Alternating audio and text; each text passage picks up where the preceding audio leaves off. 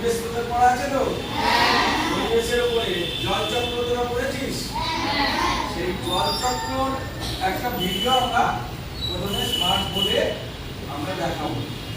ভালো করে দেখবি, দেখবার পর জল চক্র সম্পর্কে, জল যে আমাদের কি প্রয়োজনীয় এবং তাকে কিভাবে সংরক্ষণ করা যায়, এই পুরো জিনিসটা এর মধ্যে আসে। এইটা দেখাবার পর আমরা নিজেরা নিজেদের মধ্যে আলোচনা করবো, প্রশ্নোত্তর পর্ব করবো, আর তোরা আমরাও করবো, আমি বলবো, তোরা যা জানিস তোরা সেটা বলবি। এইভাবে আমরা একটা পর্ব এগোবো।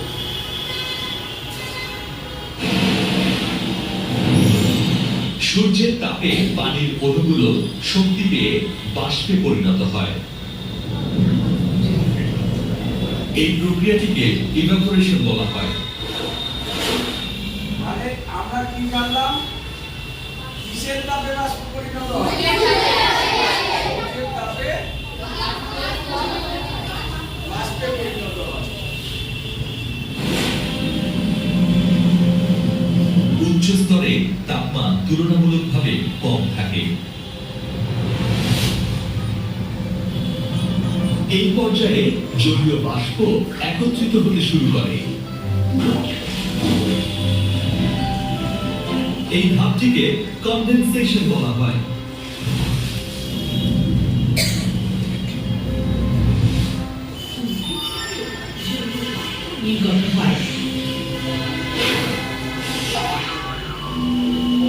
এই প্রক্রিয়াটি ট্রান্সপিরেশন নামে পরিচিত।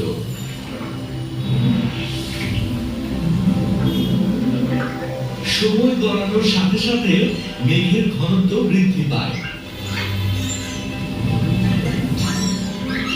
আচ্ছা, মেঘের ঘনত্ব মানে কি? মেঘের ঘনত্ব মানে কি? হ্যাঁ, না, মেঘ তো আমরা দেখি, কি দেখি? আমরা পড়েছি তো, একটা কি হালকা আর একটা কি ভারীকে আমরা ঘন বলতে পারি। তার মানে কি, যদি ধর একটা জিনিস, একটা ধর আমি 5টা ফল দিলাম আর 50টা ফল দিলাম, তাহলে কোনটা বেশি হবে? বেশি হবে তো। তেমনি মেঘ যখন হালকা থাকে সেটা একটা পাতলা মেঘ থাকে, কিন্তু আস্তে আস্তে আস্তে আস্তে সেটা ঘনীভূত হয়, মানে মোটা আকার ধারণ করে। সেই মানে ঘনত্বটা যে বেশি, সেটাকেই বলা হচ্ছে বেশি ঘনত্বের মেঘ। আকর্ষণের প্রভাবে পানি নিচের দিকে নেমে আসে।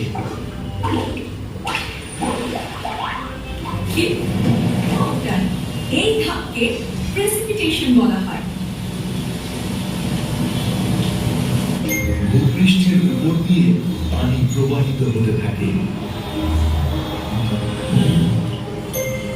এর একটি অংশ মাটির ভেতরে প্রবেশ করে।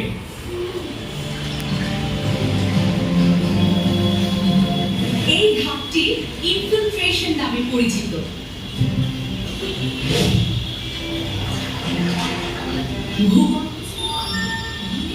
জলাধারের দিকে প্রবাহিত হয়।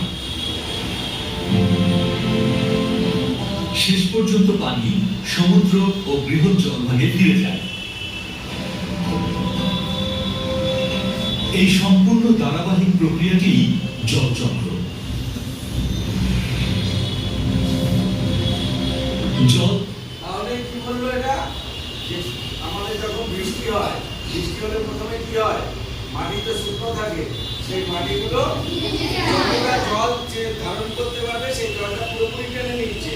টেনে নেবার পর বাদবাকি জলগুলো আমাদের যে পুকুর, খাল, বিল, সমুদ্র আছে, সেই জায়গাগুলোতে আস্তে আস্তে ধাবিত হচ্ছে বা প্রবাহিত হচ্ছে। ওই যখন ভরে যাচ্ছে, তারপরেও একটা জল থাকে, আমরা জল জমে যায় রাস্তায়। তার মানে কি, মাটির আর ক্ষমতা নেই ওই জলটাকে নেবার, তখন ওই জলটা প্রবাহিত হচ্ছে বিভিন্ন জায়গায়। এর পরের ধারে কি আসবে? এই জলটাকে আমরা কিভাবে সংরক্ষণ করব? চক্র পৃথিবীর প্রাকৃতিক ভারসাম্য বজায় রাখে। এটি জীবনের জন্য প্রয়োজনীয় পানির উৎস নিশ্চিত করে।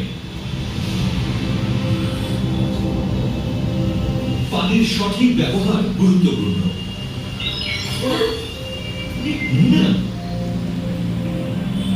এই ছিল পৃথিবীর জলচক্রের সারসংক্ষেপ।